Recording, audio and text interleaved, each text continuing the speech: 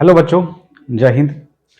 आज मैं फिर से आप लोगों के लिए लेकर के आया हूँ क्लास 10th का क्वेश्चन बैंक। हम लोगों ने पिछले की वीडियो में 2011, 2012, 2013 और 2014 में जितने भी ऑब्जेक्टिव क्वेश्चन मैथ के थे काफ़ी डिटेल्स के साथ उसको कवर किया है। आज हम लोग करने वाले हैं 2015 में पूछे गए जितने भी ऑब्जेक्टिव क्वेश्चन हैं सभी का काफ़ी व्याख्या के साथ हल। तो चलिए, चूंकि एग्जाम का समय काफ़ी नज़दीक है तो हम लोग ज़्यादा समय बर्बाद नहीं करेंगे और सीधे आएंगे अपने टॉपिक पे। ठीक है, तो आज का हमारा पहला क्वेश्चन है, देखिए क्या करा यहाँ पर। यदि अल्फा तथा बीटा द्विघात समीकरण के मूल x square plus x minus 2 equal to 0 हो तो 1/अल्फा प्लस 1/बीटा का मान क्या होगा। ठीक है, देखिए यहाँ पे तो इस प्रकार के क्वेश्चन को हम लोगों ने पीछे भी हल किया है। क्वेश्चन हमारा क्या है यहाँ पर, फलित द्विघात समीकरण है। देखिए क्या है, x square plus x minus 2। ठीक है, तो इसमें ए का जो मान है वह क्या है, 1 है, बी का मान क्या है, 1 है, और सी का मान क्या है, -2 है। ठीक है, इसके बाद हमको निकालना है 1/अल्फा प्लस 1/बीटा। इसका मैंने आप लोगों को डायरेक्ट सूत्र लिख दिया था, -b/क्या होता है, सी। ठीक है, तो b का मान क्या होता है, -1, और c का मान क्या हो जाएगा यहाँ पर, -2। यहाँ पर माइनस से माइनस कैंसिल हो गया, हमारे पास क्या आएगा, 1/2 आएगा। ठीक है, इस प्रकार से हमारा ऑप्शन ए हो जाएगा। नहीं, अब इसमें क्या है कि जो बच्चे नए देख रहे हैं उसको यहाँ पर समझ में नहीं आया होगा कि -b/c कैसे हो गया। तो देखिए मैं फिर से एक बार बता देता हूँ, यहाँ पर 1/अल्फा प्लस क्या है, 1/बीटा। अगर हम इसका एलसीएम लेते हैं तो क्या आएगा, अल्फा इंटू बीटा। अल्फा से अल्फा कैंसिल हो गया तो क्या बच जाएगा यहाँ पर, बीटा, प्लस बीटा से बीटा कैंसिल हो जाएगा तो क्या हो जाएगा, अल्फा। देखिए अल्फा प्लस बीटा का मान क्या होता है, -b/a, और अल्फा इंटू बीटा का मान क्या होता है, c/a। देखिए ए से ए कैंसिल हो जाएगा, तो हमारे पास इसका जो फॉर्मूला आएगा वह क्या आ जाएगा, -b/c। इसलिए इस क्वेश्चन को हम लोगों ने डायरेक्ट ही बना लिया। ठीक है, चलिए अब हम लोग देखेंगे नेक्स्ट क्वेश्चन। देखिए हमारा अगला क्वेश्चन है कि यदि बहुपद px equal to x square minus 2x plus 5 के शून्य a और b हो तो ए बी का मान क्या होगा। कुल मिलाकर के इससे पीछे जितना भी सवाल देखे हैं सभी का शून्य क्या था, अल्फा और बीटा, लेकिन इसमें इसका शून्य क्या है, देखिए ए और क्या है, बी है। हम लोग क्या करेंगे, ए इंटू बी का मतलब, ए इंटू बी का मतलब क्या हो गया, अल्फा इंटू बीटा, मतलब क्या हो गया, शून्यकों का गुणनफल। तो हम लोग क्या करेंगे, डायरेक्ट शून्यकों का गुणनफल निकालेंगे। इस शून्य का गुणनफल का सूत्र क्या होता है, हम लोग को पता है, माइनस माइनस नहीं होता है, c/a होता है। ठीक है, चलिए तो हमारा जो क्वेश्चन है वह क्या है, x square minus 2x plus 5। तो इसमें a का मान क्या आएगा, 1 आएगा, b का मान क्या आएगा, -2 आएगा, और c का मान क्या आ जाएगा, 5 आ जाएगा। तो हमको क्या निकालना है, अल्फा इंटू बीटा मतलब a इंटू बी निकालना है। इसका सूत्र क्या होगा, c/a। तो c का मान क्या हो जाएगा, 5, और बट्टा 1, मतलब इसका आंसर क्या हो जाएगा, 5 हो जाएगा। ठीक है, इस प्रकार से इसका भी आंसर क्या हो गया, ए हो गया। चलिए हम अगला क्वेश्चन देखेंगे। क्या करा यहाँ पर, दो परमेय संख्याओं के बीच कितनी परमेय संख्या हो सकती है। तो देखिए ये डायरेक्ट सूत्र है, दो परमेय संख्याओं के बीच जो है अनंत जो है परमेय संख्या होती है। क्योंकि मैंने आप लोगों को पीछे की वीडियो में बताया था, जना जैसे कि मान के चलिए 1 और 2 के बीच हमें परमेय संख्या निकालना है, हम क्या लिख सकते हैं, 1.1 लिख सकते हैं, फिर 1.11 लिख सकते हैं, 1.1111 लिख सकते हैं, वगैरह वगैरह वगैरह बहुत सारे लिख सकते हैं। इसलिए कभी भी कोई भी डाटा दिया हो, दो परमेय संख्याओं के बीच जो है अनंत परमेय संख्या होती है। ठीक है, चलिए हम लोग अगला क्वेश्चन देखेंगे। यहाँ पर क्या है, देखिए क्या कर रहा है, किसी बारंबारता का बहुलक होता है। बहुलक क्या होता है, कम से कम बारंबारता वाला मान, जी नहीं, बिल्कुल नहीं। मध्यम मान, नहीं, मध्यमतम मान है। अधिकतम बारंबारता वाला मान, यही सही है। ठीक है, इनमें से कोई नहीं, तो नहीं होगा। इसका आंसर क्या हो जाएगा, सी। क्योंकि हम जब बहुलक निकालते हैं तो क्या करते हैं, जो जिस डाटा का चरमान सबसे ज्यादा बार आया रहता है वही उसका क्या होता है, बहुलक होता है। तो स्वाभाविक सी बात है कि जिसकी बारंबारता सबसे ज्यादा होगा वही उसका क्या हो जाएगा, बहुलक। सबसे ज्यादा नहीं, मतलब जिसकी बारंबारता सबसे ज्यादा होगा वही क्या हो जाएगा, बहुलक। बारंबारता का मतलब होता है कि कोई ऐसी संख्या है उसका चरमान ज्यादा बार आया हुआ रहता है, उसी को हम लोग क्या कहते हैं, बारंबारता। ठीक है, तो इसका आंसर क्या हो जाएगा, सी हो जाएगा। चलिए अगला क्वेश्चन देखेंगे हम लोग। अगला क्वेश्चन क्या है देखिए, यदि समांतर चतुर्भुज की सभी भुजाएं एक वृत्त को स्पर्श करे तो वह समांतर चतुर्भुज कैसा होगा, ठीक ना। तो यहाँ पे क्या, यदि समांतर चतुर्भुज की सभी भुजाएं एक वृत्त को स्पर्श करें, ठीक है, तो ये आपका क्या है, देखिए समांतर चतुर्भुज है। समांतर चतुर्भुज का जो परिभाषा होता है, क्या होता है, जिस चतुर्भुज की सम्मुख भुजाएं समांतर हो या बराबर हो, ठीक है। तो और ये क्या कर रहा है, क्या कर रहा है, देखिए यदि समांतर चतुर्भुज की सभी भुजाएं एक वृत्त को स्पर्श करें, नहीं तो वो चतुर्भुज कैसा होगा, देखिए इसके अंतर्गत वृत्त हो जाएगा। फिर जैसे मान के चले यहाँ पर क्या है, ए है, बी है, सी है और क्या है, डी है। समांतर चतुर्भुज में क्या होता है, देखिए सम्मुख भुजा आपस में बराबर होता है, और हम ये भी जानते हैं कि किसी बिंदु से अगर वृत्त पर स्पर्श रेखा खींची जाए तो वो आपस में क्या हो जाती है, बराबर हो जाती है। नहीं तो ये भी स्पर्श रेखा ये भी बराबर होगी, ये भी स्पर्श रेखा ये भी बराबर होगी, ये भी स्पर्श रेखा ये भी क्या हो जाएगी, बराबर हो जाएगी।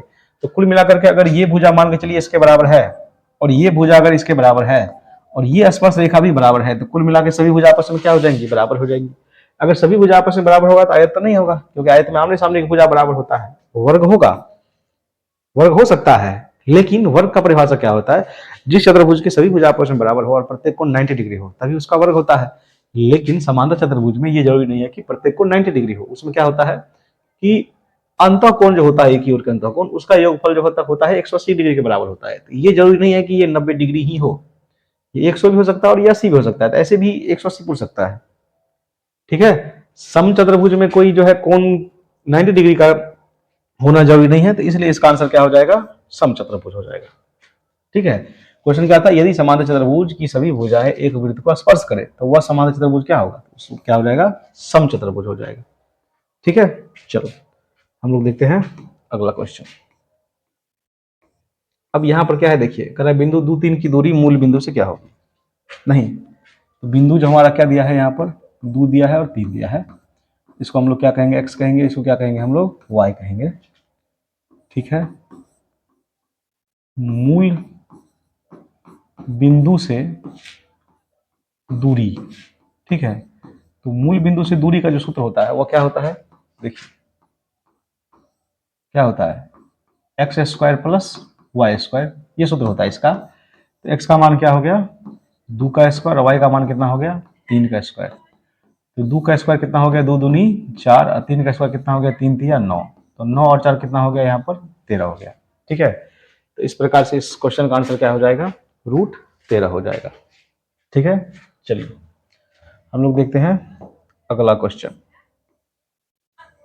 अगला क्वेश्चन क्या है, देखिए क्या कर रहा है, एक अर्धगोले का आयतन 194.04 cm3 है, तो अर्धगोले का कुल पृष्ठ क्षेत्रफल क्या होता है, यही है। तो सबसे पहले देखिए क्या दिया है यहाँ पर,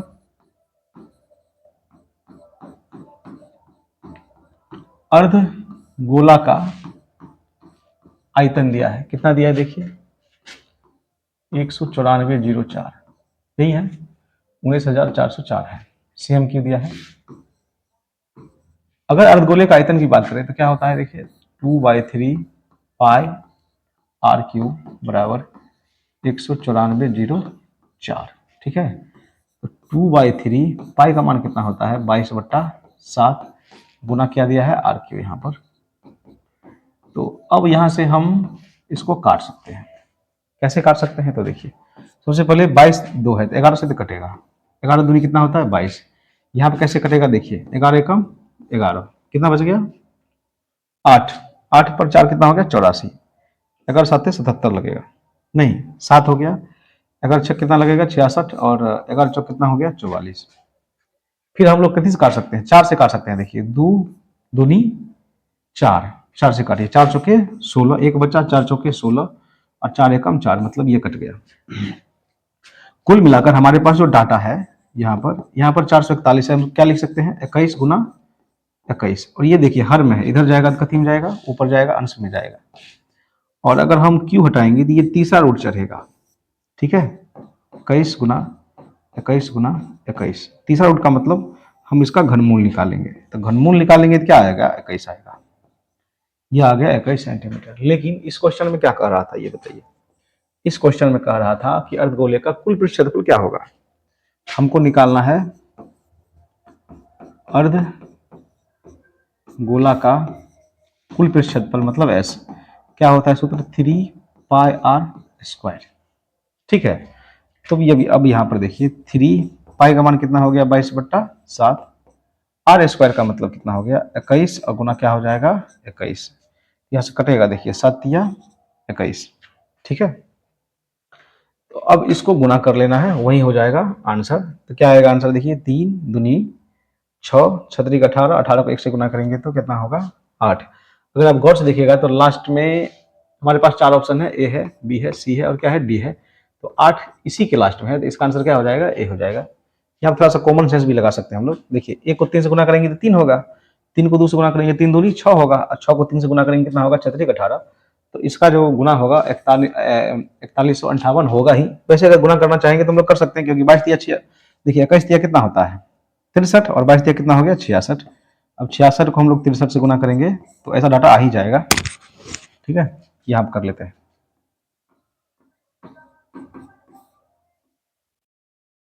क्या होगा, देखिए 6 का 18, 6 का 18 1 19, यहाँ पर 6 के 36, और 6 के 36 और 3 कितना हो गया 39। तो जोड़ेंगे कितना आएगा 8, 9 6 15, और 9 1 10, 1 11, और 3 1 कितना आ गया 4।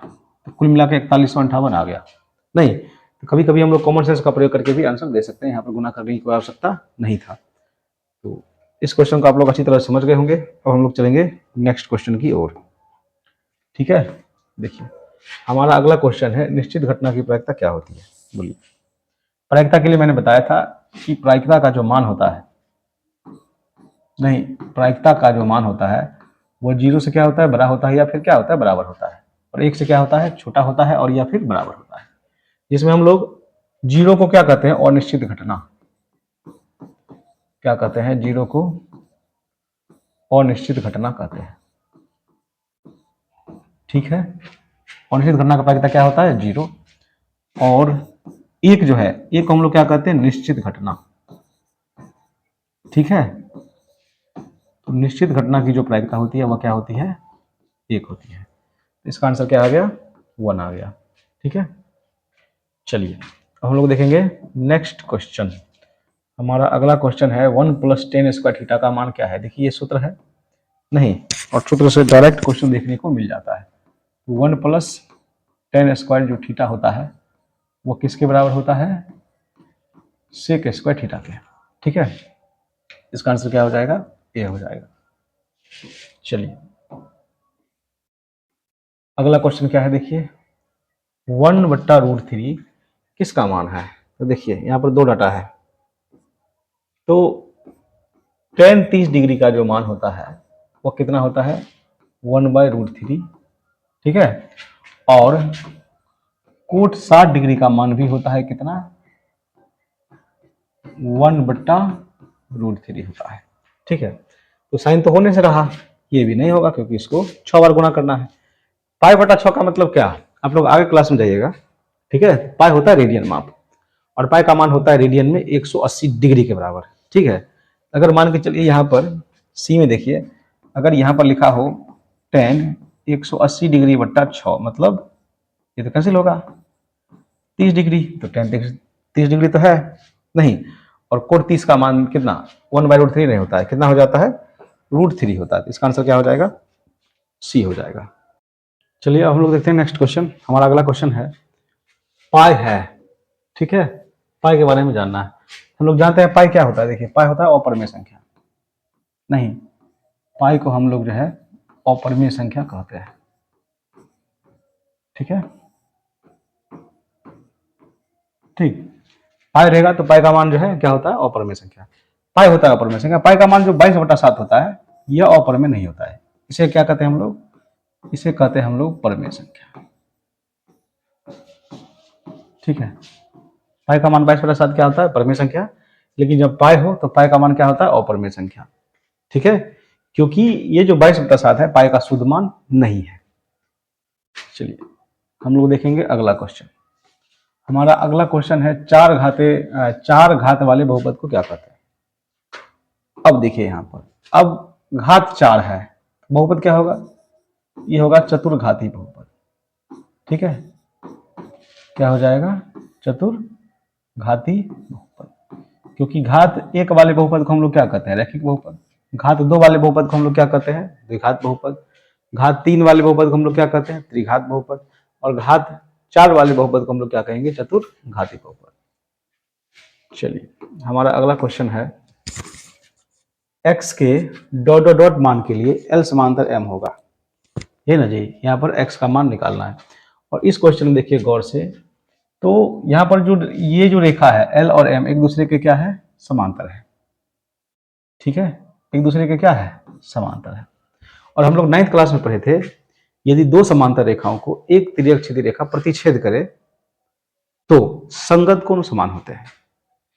नहीं, तो यहां पर जो कोण बन रहा है, ये कोण और ये कोण एक दूसरे का क्या है, संगत कोण है। और संगत कोण समान होगा, तो समान होगा तो क्या होगा, यहाँ पर देखिए 3x माइनस 20 डिग्री बराबर 2x प्लस कितना हो जाएगा, 10 डिग्री हो जाएगा। ठीक है, तो हमको किसका मान चाहिए, x का मान चाहिए। हम क्या करते हैं, 3x को इस साइड रखते हैं, इस 2x को इधर ले आते हैं। नहीं, यहाँ पर क्या है 10 है, और ये माइनस 20 को उस साइड ले जाते हैं। तो ये कितना हो जाएगा, ये हो जाएगा x और ये हो जाएगा कितना, 30। तो कुल मिलाकर के x का जो मान होगा वह कितना हो गया, 30 हो गया। नहीं,